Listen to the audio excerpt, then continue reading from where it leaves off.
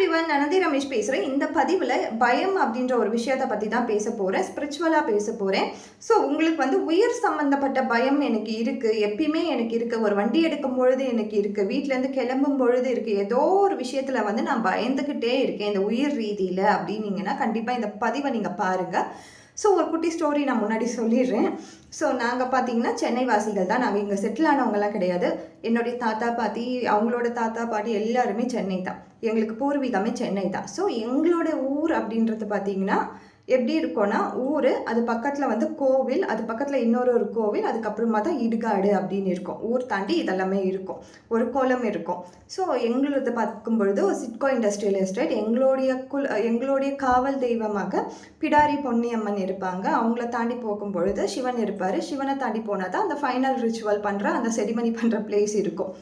So ஏன் நான் இங்கே இதை சொல்கிறேன்னா, உங்களுக்கு பய உணர்வு, உயிர் சம்மந்தப்பட்ட பய உணர்வு அப்படின்னு இருந்துச்சுன்னா உங்கள் ஏரியாலையும் உங்களுடைய வசிக்கும் இடத்துலையும் இந்த மாதிரி ஒரு கோவில்கள் இருக்கும்.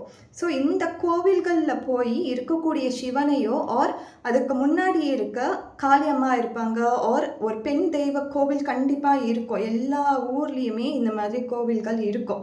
ஸோ நீங்கள் அங்கே போய் வழிபடும் பொழுது உங்களுடைய பய உணர்வு அப்படின்றது கண்டிப்பாக அதிலேருந்து நீங்கள் வெளியில் வருவீங்க. இது நான் நிறைய பேருக்கு சொல்லி அவங்க அந்த மாதிரி பய உணர்வுலேருந்து வெளியில் வந்திருக்காங்க.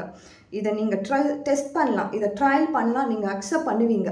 நான் 100% சொல்கிறேன். நீங்கள் வந்து எத்தனையோ நீங்கள் பரிகாரங்கள் பண்ணியிருக்கலாம், எத்தனையோ தெரபிஸ்ட் கிட்ட போயிருக்கலாம். பட் இதையும் நீங்கள் வந்து ட்ரை பண்ணி பாருங்கள். ஒரு நாள் போனால் நடக்குமா அப்படின்னா அப்படிலாம் நடக்காது. ஒரு பர்டிகுலர் டைம் ஃப்ரேம் நீங்கள் செட் பண்ணுங்கள். இதையும் நான் உங்ககிட்டயே விட்டுடுறேன். நீங்கள் டைம் செட் பண்ணுங்கள். இத்தனை நாளுக்குள்ளே நான் இதை பண்ணுறேன், இதை கண்டினியூஸாக பிலீவ் பண்ணி நான் பண்ணுறேன், நான் இதில் பயத்துலேருந்து வெளியில் வந்துடுறேன் அப்படின்னு சொல்லி நீங்கள் உங்களையே எக்ஸாமினேட் பண்ணி பாருங்கள். பட் நீங்கள் போய் அங்கே எதுவுமே பண்ண வேண்டாம். போய் உங்கள் குறைகளை மட்டும் சொல்லி நீங்கள் பிரார்த்தனை மட்டும் பண்ணிவிட்டு வாங்க. கண்டிப்பாக இது நடக்கும். இதை நீங்கள் பிலீவ் பண்ணுங்கள். கண்டிப்பாக நீங்கள் இதை டெஸ்ட் அண்ட் ட்ரையல் கூட பண்ணி பார்க்கலாம். பண்ணி பாருங்கள். நார்மலாக போகிற கோவிலுக்கு மாதிரியே போயிட்டு வாங்க. வேறு எதுவுமே நீங்கள் பண்ண தேவையில்லை.